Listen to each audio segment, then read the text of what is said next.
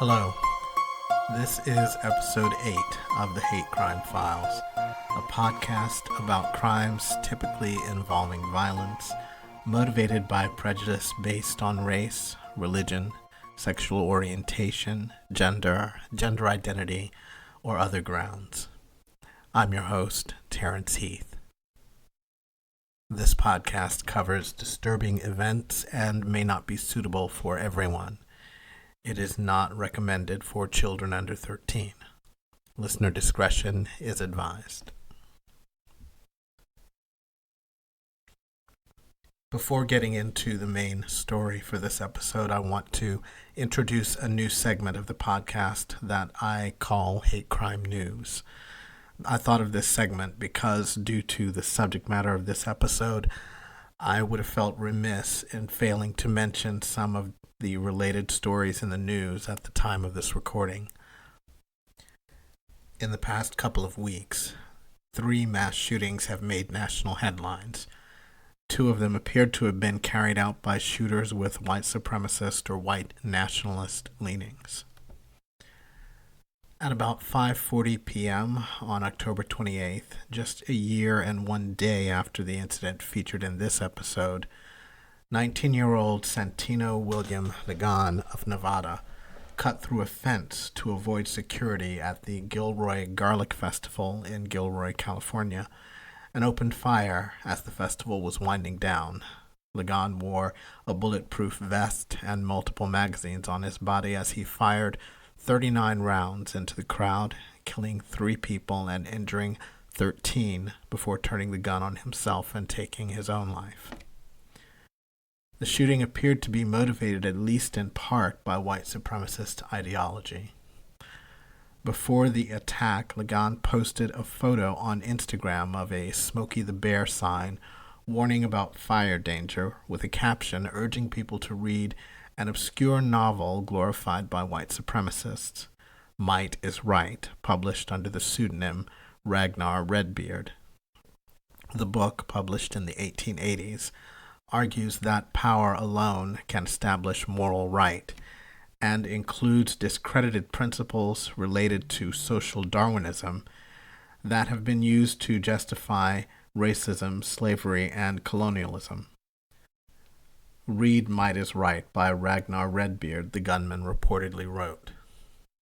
Why overcrowd towns and pave more open space to make room for hordes of mestizos and Silicon Valley white twats? A mestizo is a person of mixed descent, usually white and Hispanic or white and American Indian. Gilroy is an agricultural community with a population that is over 60% Latino, mainly of Mexican descent. At 10:45 a.m. on August 3rd, 2019, 21-year-old Patrick Crusius of Allen, Texas, walked into an El Paso Walmart packed with up to 3,000 people and opened fire, killing 22 people and injuring 24. The El Paso shooting was also likely motivated by white supremacist ideology. Crusius left behind a 15-page, 2,300-word manifesto, which appeared on the anonymous message board 8chan just half an hour before the shooting. Titled An Inconvenient Truth, the manifesto goes into some depth about why the author was against race mixing and supports the idea to send them back and makes a case for or prediction of genocide. The manifesto draws direct inspiration from the mass murder of Muslims at 2 mosques in New Zealand in March that left 51 people dead. One paragraph reads, "In general, I support the Christchurch shooter and his manifesto. This attack is a response to the Hispanic invasion of Texas. They are the instigators, not me. I am simply defending my country from cultural and ethnic replacement brought on by an invasion. Some people will think this statement is hypocritical because of the nearly complete ethnic and cultural destruction brought to the Native Americans by our European ancestors, but this just reinforces my point. The natives didn't take the invasion of Europeans seriously, and now what's left is just a shadow of what was. My motives for this attack are not at all personal. Actually, the Hispanic community was not my target before I read The Great Replacement. This manifesto will cover the political and economic reasons behind the attack, my gear, my expectations of what response this will generate, and my personal motivations and thoughts. The shooter's use of anti-immigrant invasion rhetoric used by the Trump administration have led some to place at least part of the blame for the shootings on the president and his administration. Conservative Washington Post columnist Jennifer Rubin wrote in a column titled, "There is no excuse for supporting this president."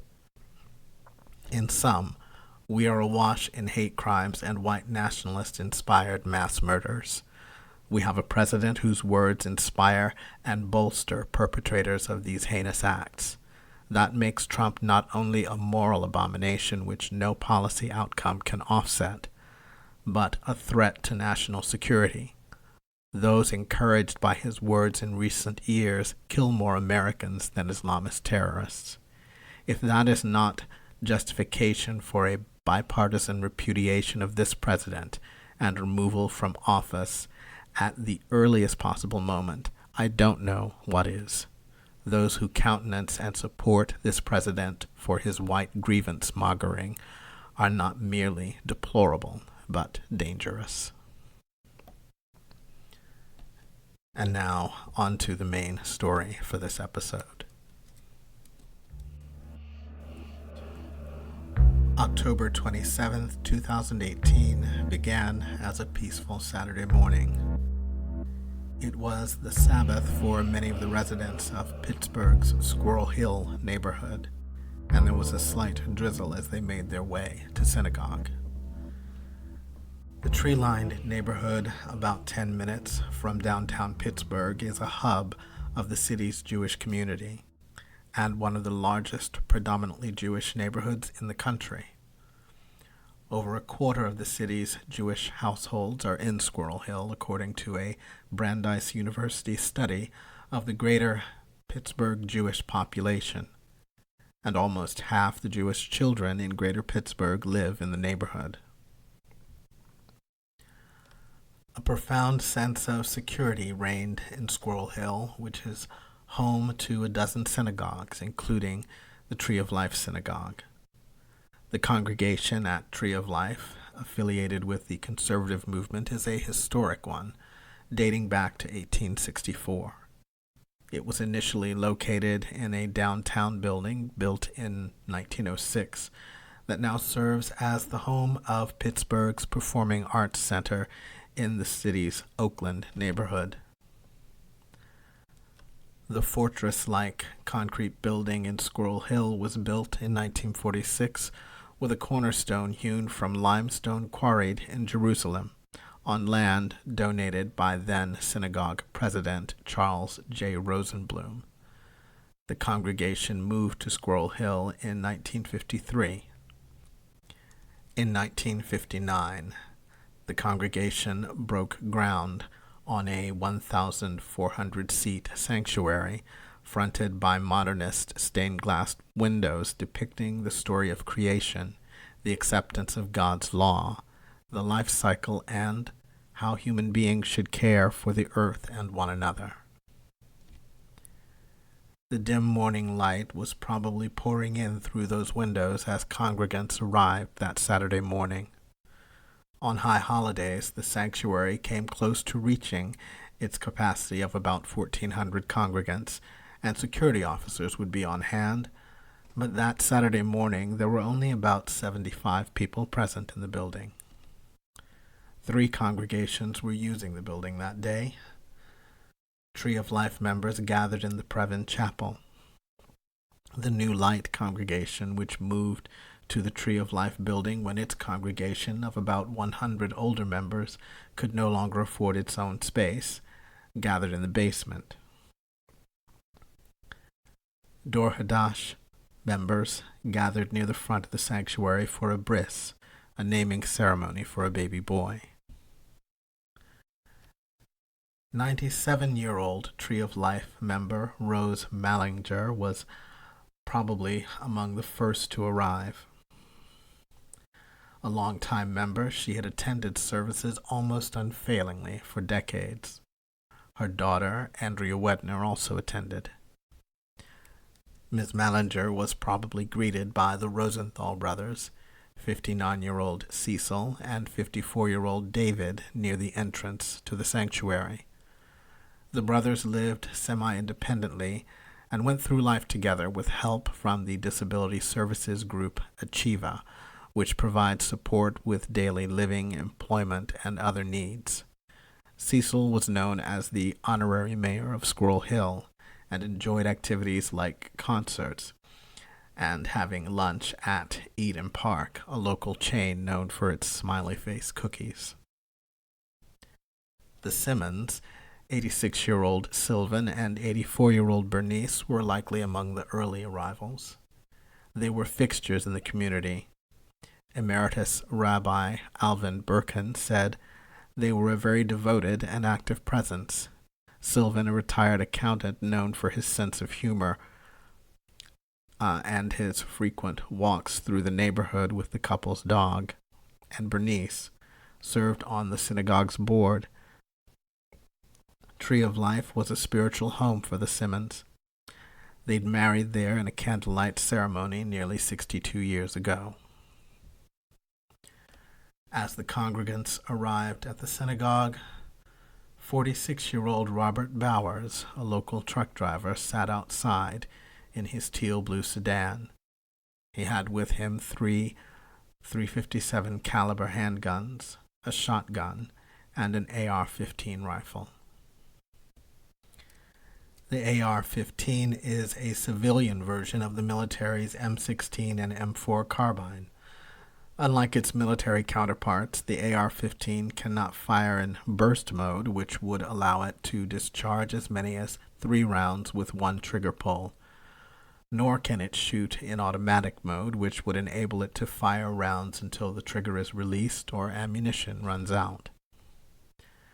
The AR-15 fires one bullet at a time, but fires twice as fast as most handguns. Standard magazines can hold 30 rounds and can be switched out quickly, allowing the shooter to fire hundreds of bullets in minutes. It's light, easy to carry and shoot, with limited recoil.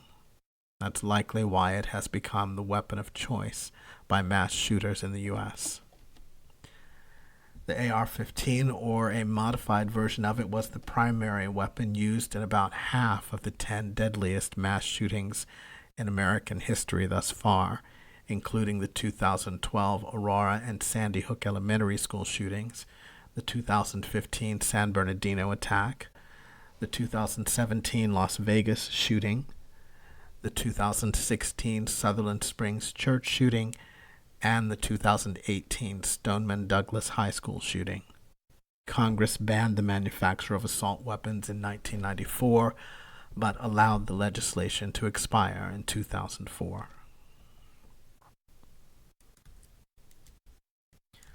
Bowers seems to have had a somewhat troubled youth. His parents divorced when he was about 1 year old. His father ran into trouble with the law and died of suicide at the age of 27 when Bowers was 6 years old. His mother remarried to a man in Florida, and Bowers lived with them until their divorce a year later. Then he lived with his mother's parents in Whitehall, Pennsylvania, and they assumed responsibility for him after his mother developed health problems. He lived with them until his grandfather's death in 2014. Bowers' childhood friend, Jim Brinsky, described him as an isolated child who seemed to have difficulty at home. He was in his own little world, Brinsky said. The two spent their time building pipe bombs and blowing up watermelons and trees as pranks. They drifted apart in high school, where Brinsky said Bowers would don a camouflage jacket and drift alone through the hallways. He wasn't listed in any sports or activities in his 1989 junior class yearbook, and doesn't appear at all as a senior in the next year's book, as he'd apparently dropped out. He was pretty much a ghost, Brinsky said. He was just as much of a phantom to his neighbors in McNulty Acres, a 2-story brick apartment complex at the end of a dead-end street in the suburb of Baldwin Borough, just 25 minutes away from downtown Pittsburgh. He made so little of an impression that his neighbor, Carrie Owens, couldn't remember his name, though he'd lived there for a year and a half, alone, in a shabby 1-bedroom apartment. He worked as a local trucker at B. Keppel Trucking in Pittsburgh's Ferrywood neighborhood. He had no guests and watched television late into the night. Bauer's neighbors had no idea that he had an arsenal in his apartment. Along with the 4 guns found at the synagogue and the shotgun removed from his car, 3 handguns and 2 rifles were later discovered at his residence, for a total of 10 guns, all owned and possessed legally. No law in Pennsylvania would have prevented Bowers from owning the guns, and he didn't fall into any category barred from gun ownership under federal law. He wasn't a felon, a convicted domestic abuser, a dishonorably discharged veteran, or someone judged to be mentally ill and subject to certain restraining orders. Bowers received a permit to carry firearms in July 2016 and obtained a hunting license less than a year later. He has 21 guns registered to his name. He may have been a cipher to his neighbors, but Bowers lived a far more revealing life online. Internet records show that by 1999, Bowers was at least peripherally associated with the Quinn in the Morning and host Jim Quinn's War Room shows. Quinn and co-host Rose Soma Tennant were known for their conservative views. Internet archives show that in 1999, Bowers' website, onedingo.com, read as follows. This page will be used as a backup site for the War Room audio archives, so bookmark it and then go here for the shows. The site also included a photo labeled Quinn in the Morning. In 2000, according to archived versions of the warroom.com, the site's sound guy was Rob, with the email address warroom1dingo.com. Archived versions of the website warroom.com also include this credit: all HTML and MPEG codings on this page by Rob Bowers. From his modest apartment, Bowers accessed some of the darkest quarters of the internet. In particular, he was a frequent poster on Gab, a relatively small social network that claims to, quote, defend individual liberty and free expression online, and has fewer restrictions on what users may post than platforms like Facebook or Twitter. Gab was started by conservative programmer Andrew Torba out of frustration with what he saw as Silicon Valley's left-wing censorship. Torba announced Gab's launch with a barrage against political correctness, which he said had, quote, become a cancer on discourse and culture. Gab, he said, would be a social network where all speech would be welcome, no matter how noxious or offensive. And so it was. Early members included the right-wing provocateur Milo Yiannopoulos and Andrew Anglin, the founder of the neo-Nazi Daily Stormer website, and well-known white nationalist Richard Spencer. Gab claims to have over 700,000 members and has areas for various interest groups, including cryptocurrency traders, doomsday preppers, and fans of Japanese-style animated pornography. But Gab's most popular posts espouse far-right ideology. Its relative lawlessness has made it an online watering hole for alt-right activists and white nationalists whose views are unwelcome on other social media platforms. There were bumps in the road, however. In 2017, Google banned the company's app for failing to moderate hateful content. Apple also restricted the app. Microsoft threatened to cut off Gab's access to its Azure cloud service because of posts advocating genocidal violence against Jews. The posts were ultimately taken down.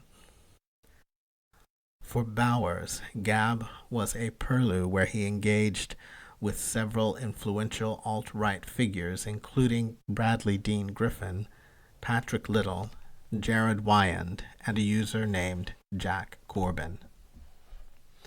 Bowers shared content produced by alt-right influencer Jared Wyand over 15 times between February and May of 2018, including one direct interaction. Wyand amassed over 130,000 followers on Twitter before being suspended in December 2016 for a multi-tweet screed against Jews and arguing that the Star Wars film franchise promoted white genocide. A sampling of Wyand's posts shows themes that Bowers would later echo in his own posts. In one chilling post, Wyand writes, "Can we all agree that we're being invaded? An actual orchestrated overthrow of our country that is on track to succeed? And that our people and culture are being completely destroyed? And that it's on us to stop this by any means necessary? And the people telling us we can't are the people orchestrating overthrow? Are we all in agreement?" In another, he writes, "Why is there a DACA debate topic? Why are people allowing a debate over whether millions of people who invaded our country will be allowed to cancel out our votes and give Democrats indefinite one-party rule? People who've been stealing $115 billion from us a year. This is not a debate. This is a red line and an act of war if you have any dignity in your body." Between May and October of 2018, Bowers also engaged with 14 posts from white nationalist Bradley Dean Griffin, who operates the white nationalist blog Occidental Descent under the pseudonym Hunter Wallace, and serves as the PR chief of the neo-Confederate hate group League of the South. Griffin also created a website called Anti-Semitica, the purpose of which was to, quote, "explore the Jewish question and anti-Semitic discourse from a cooler, more collected perspective. Instead, we shall argue that Jewish influence in the aggregate is a menace to the racial and cultural health of American society, and that white Americans would be better off without a Jewish presence within our borders." Griffin was a prominent figure in the optics debate of 2017, a roiling argument among the alt-right movement about whether avowed white nationalists should veil their rhetoric until political recruits were sufficiently radicalized to accept rhetoric about genocide and violence. The debate began after the 2016 presidential election and intensified in the aftermath of the Unite the Right rally in Charleston, Virginia. Bowers shared Griffin's posts on a variety of topics and alt-right events. One critiqued the Republican Party for moving to oust white nationalist James Alsop from his position as a precinct committee officer in Washington state. Another shared legal developments regarding the Unite the Right riot. Another gloated about the then impending confirmation of Brett Kavanaugh to the Supreme Court. Bowers engaged most with a user who went by the name Jack Corbin. Both Bowers and Corbin appear to have collaborated with Griffin on Griffin's pet project, doxing activists affiliated with anti-fascist groups.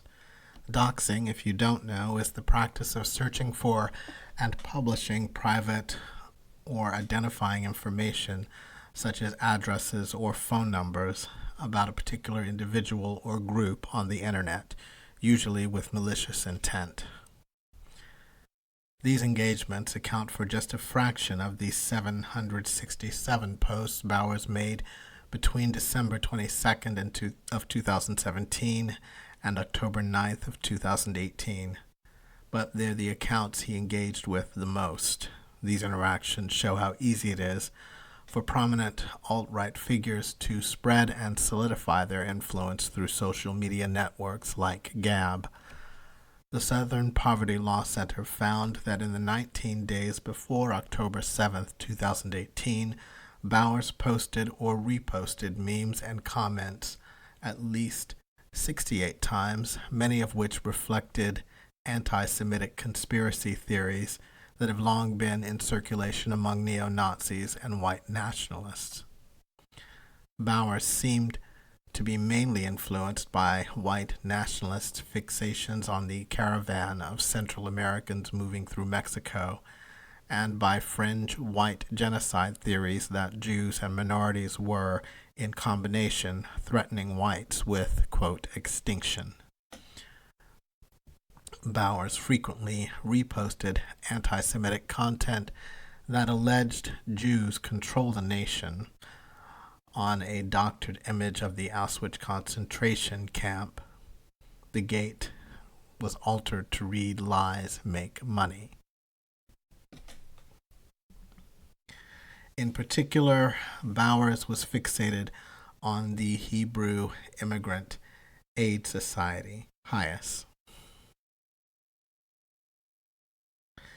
It was founded in 1881 to help Jews fleeing the pogroms in the Russian Empire.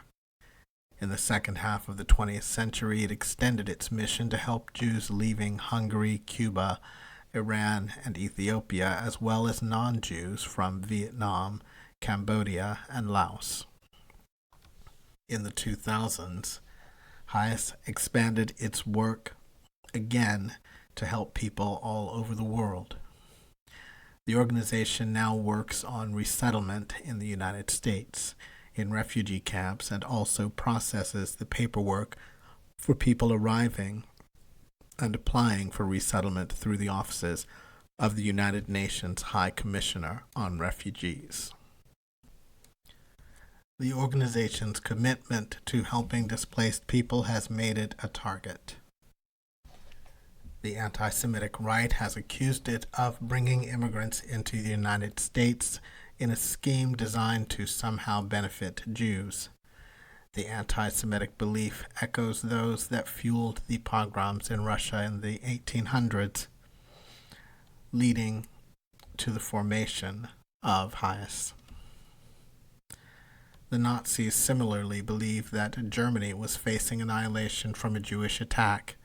It's no coincidence that the alt-right marchers in Charlottesville chanted "Blood and Soil," an English translation of the Nazis' Blut and Boden slogan, and "Jews will not replace us."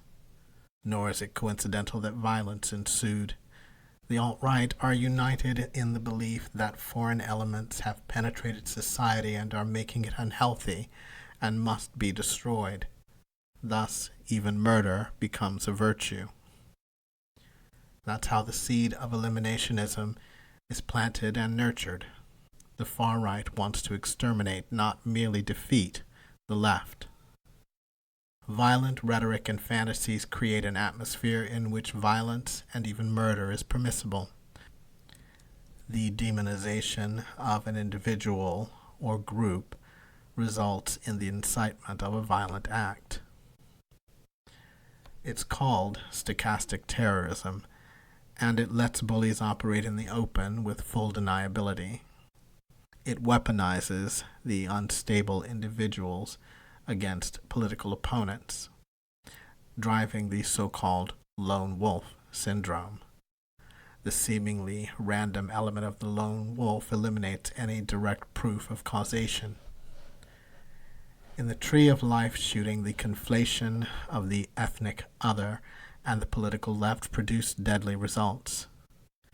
Bowers believed that Jewish leftists like George Soros were funding illegal immigration into the U.S. The Tree of Life Synagogue supported Hayes, a Jewish nonprofit that settles or resettles refugees.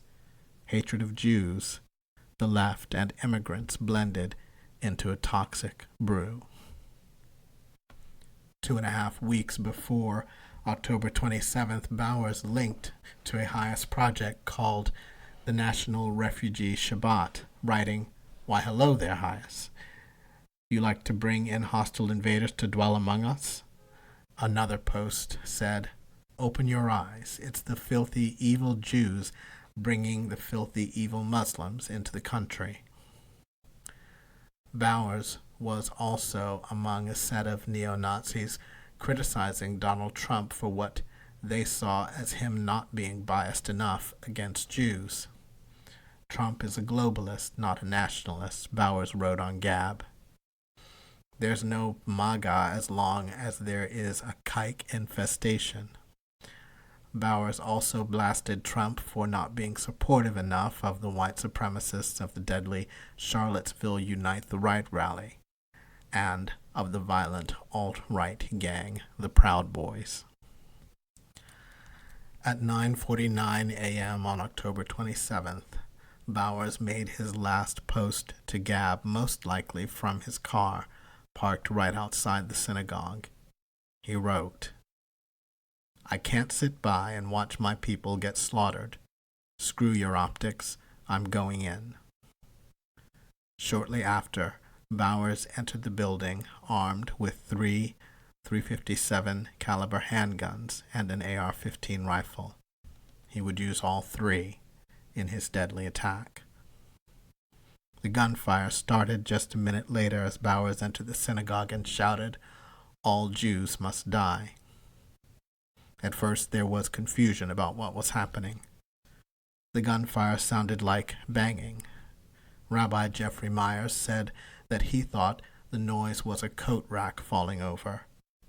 Initially he fled with some of his congregation, before turning back upon realizing that others were still inside. "I knew at that point that there was nothing I could do," Myers said. He took shelter in a choir loft and called 911. The Rosenthal brothers, Cecil and David, were the first to be shot near the entrance of the synagogue. 90-year-old E. Joseph Charney was praying when he heard the shots. He saw a man, Bowers, in the doorway. "I looked up, and there were all these dead bodies," he told the Washington Post. Custodian Augie Siriano was outside the Previn Chapel. "I turned and looked, and there was a gentleman lying face down, coming out of the doors, and he had blood coming out of his head," he recalled. "As soon as I seen that, I turned and headed in the other direction towards the exit doors." Bowers headed downstairs. New Light member Melvin Wax, an accountant and grandfather of 3, in his late 80s, took shelter in a closet with other members. He opened the closet door during a lull in the shooting to see what was going on, and Bowers shot him dead. After shooting Wax, Bowers entered the closet and peered past Wax's body, but was unable to make out more potential victims hiding in the dark. Richard Gottfried, also a New Light member, had run a dental practice with his wife Margaret since 1984. He often did charity work, seeing patients who could not otherwise afford dental care. He was preparing for retirement, on the cusp of entering a new chapter in life. 71-year-old New Light member Dan Stein was a substitute teacher and Little League coach. He was also a leader in the congregation. Together with Wax and Gottfried, he led the service. They maintained the Torah. They did what needed to be done with the rabbi to make services happen, Stephen Cohen, co-president of New Light Congregation, said. His wife Sharon is the membership vice president of the area's Hasidah chapter. Bowers shot and killed Gottfried and Stein in the basement kitchen near the closet where Melvin Wax and others were hiding. Dor Hadash member Dr. Jerry Rabinowitz, a family practitioner at UPMC Shadyside, was a physician who provided care to people with HIV/AIDS. Bowers shot and killed him as he ran toward the gunfire to see if anyone was hurt. Bowers turned and headed back upstairs. Police officers arrived at 9:59 a.m. Bowers fired at them. One officer was shot in the hand and another was wounded by shrapnel and broken glass. Officers outside provided cover fire so that the injured officers could escape.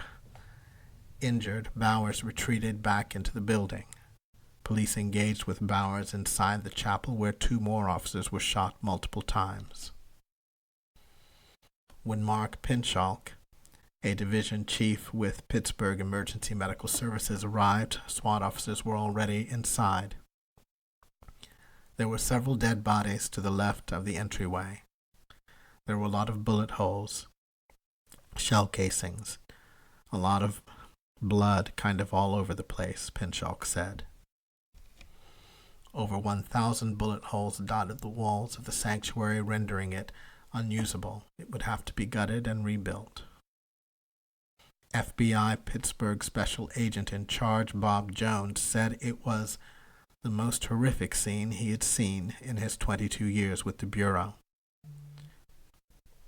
Members of the Tree of Life Synagogue conducting a peaceful service in their place of worship were brutally murdered by a gunman simply targeting them because of their faith, he said. At 11:08 a.m., Bowers crawled out of the room in which he was hiding and surrendered. 20 minutes had passed since he had entered the building. In that time, he had shot and killed 11 people. Dr. Jerry Rabinowitz, Richard Gottfried, Dan Stein, Melvin Wax, Joyce Feinberg, Rose Mallinger, Cecil and David Rosenthal, Sylvan and Bernice Simon, and Irving Younger. 6 more, including responding officers, were wounded. Bowers was also wounded, though it was unclear whether or not his wounds were self-inflicted. He continued to make anti-Semitic statements once in police custody. While he was being treated for his injuries, Bowers told an officer that he wanted all Jews to die and that they, Jews, were committing genocide to his people. Bowers was taken to Allegheny General Hospital for his injuries. Ari Mahler, the nurse who treated Bowers, was working in the emergency room when Bowers was wheeled in shouting "Death to all Jews." Mahler, who now works as a trauma nurse, told his story on Facebook. Mahler didn't think Bowers knew he was Jewish and chose not to tell him, and to show him empathy because he wanted Bowers to feel compassion. "I felt the best way to honor his victims was for a Jew to prove him wrong," he wrote. "Love," Mahler wrote. "That's why I did it. Love as an action is more powerful than words, and love in the face of evil gives others hope," Mahler wrote. "It demonstrates humanity. It reaffirms why we're all here. I could care less what Robert Bowers thinks. But you, the person reading this, love is the only message I wish to instill in you. If my actions mean anything, love means everything." Condemnation of the deadly attack on a peaceful house of worship came from all quarters. World Jewish Congress President Ronald S. Lauder called the shooting an attack not just on the Jewish community, but on America as a whole. The Holocaust Museum in Washington, D.C. condemned the attack on the Tree of Life Synagogue and called on all Americans to actively work to promote social solidarity and respect the dignity of all individuals. The Council on American Islamic Relations also condemned the heinous and cowardly attack on a house of worship, saying in a statement, "This attack is on American values and principles of humanity, and we all need to come together to restore civilized values to our society.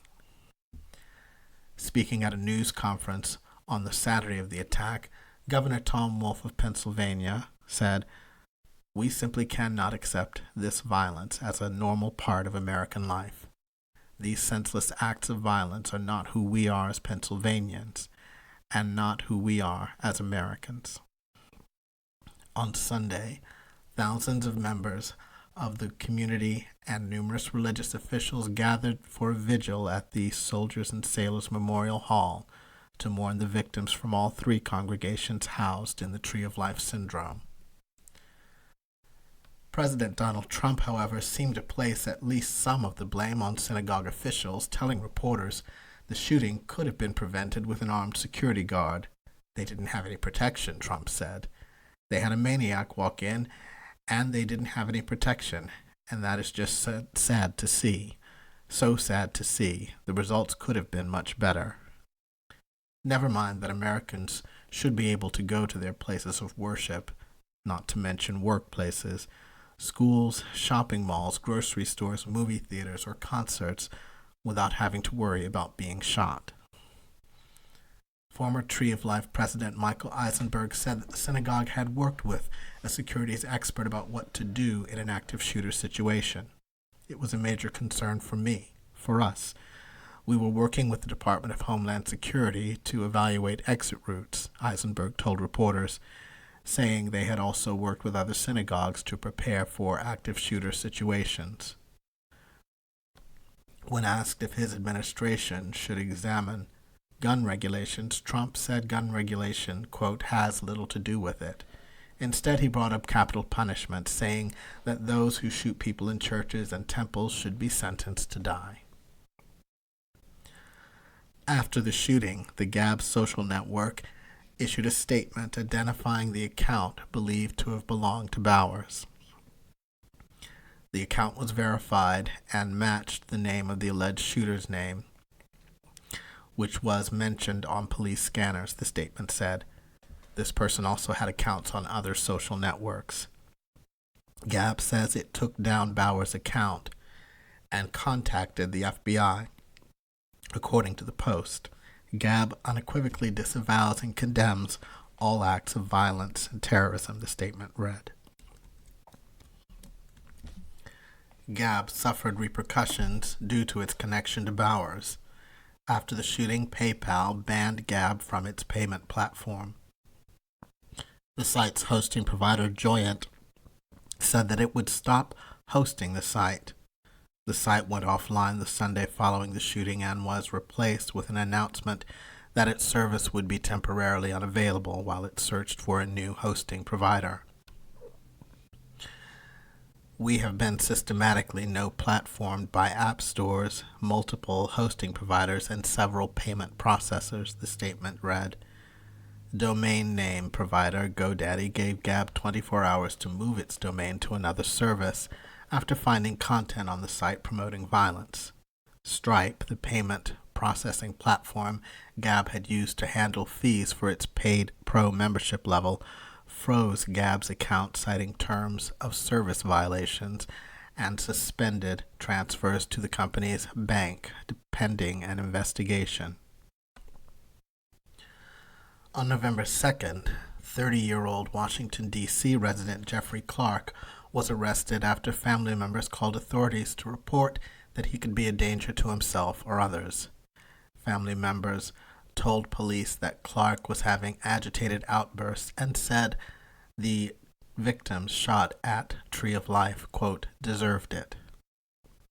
Relatives said that Clark and his 23-year-old brother, Edward, were part of alt-right movements and became interested in guns because they believed there was going to be a race war and wanted to expedite it. They were admirers of Oklahoma bomber Timothy McVeigh, Unabomber Ted Kaczynski, and Charles Manson, and, quote, openly discussed killing Jews and black people. The brothers lived in a row house in Washington's Bloomingdale neighborhood, where they would smoke marijuana, methamphetamine, and play games like ethnic cleansing. They had 4 guns between them. a Remington Arms handgun, a Mossberg shotgun, a Beretta handgun, and a Ruger Mini 14 rifle, all registered in D.C. Jeffrey Clark surrendered a Colt .38 handgun to authorities, which was not registered to either brother. Agents also confiscated 2 kits to convert semi-automatic AR-15s into fully automatic rifles. Authorities also found 2 muzzle-loading pistols and shotgun shells in Jeffrey Clark's bedroom. In Edward Clark's bedroom, they found 2 ballistic vests, 2 ballistic helmets, and 2 gas masks. Both Clark brothers attended the Unite the Right rally in Charlottesville, Virginia, and neighbors suspected them of distributing white supremacist flyers left on cars in the area in June 2017. The anti-immigration leaflets were associated with the group Vanguard America, which advocates for an exclusively white America. In the early hours after the shooting, Edward took his own life with the Beretta pistol on Theodore Roosevelt Island in Washington, D.C. The younger Clark was found with 2 additional magazines of ammunition containing 20 rounds each. Family members didn't know why he had so many bullets with him, but believe he may have been planning to commit a violent act. Clark was friends with Bowers via the Gab social network. After the shooting at Tree of Life, Clark posted a picture of Bowers on Gab, writing underneath it, "This was a dry run for things to come." Clark called Bowers a hero after the shooting.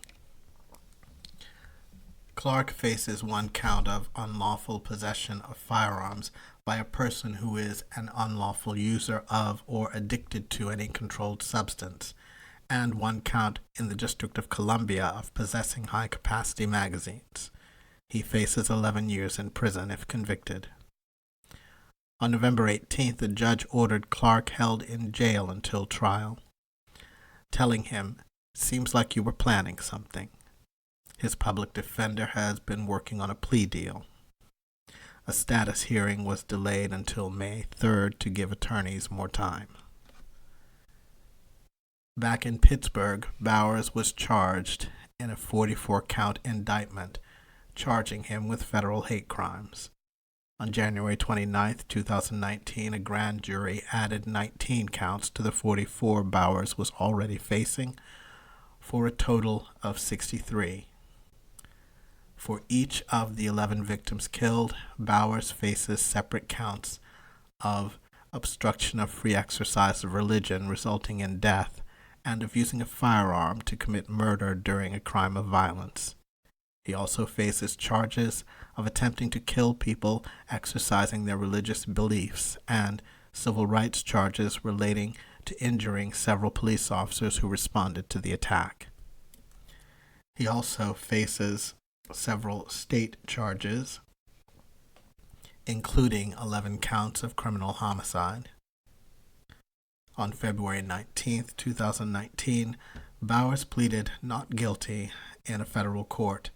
His attorney, Judy Clark, no relation to Jeffrey and Edward Clark, says the defense hopes the case can be resolved without going to trial. Clark, a noted death penalty lawyer, previously defended one of the Boston Marathon bombers, a 9/11 conspirator, and Unabomber Ted Kaczynski. In July, Tree of Life Rabbi Jeffrey Myers posted a column on the synagogue's website lambasting Washington's failure to act against gun violence. Despite continuous calls for sensible gun control and mental health care, our elected leaders in Washington knew that it would fade away in time, he wrote. Unless there is a dramatic turnaround in the midterm elections, I fear that the status quo will remain unchanged and school shootings will resume. I shouldn't have to include in my daily morning prayers that God should watch over my wife and daughter, both teachers, and keep them safe. Where are our leaders?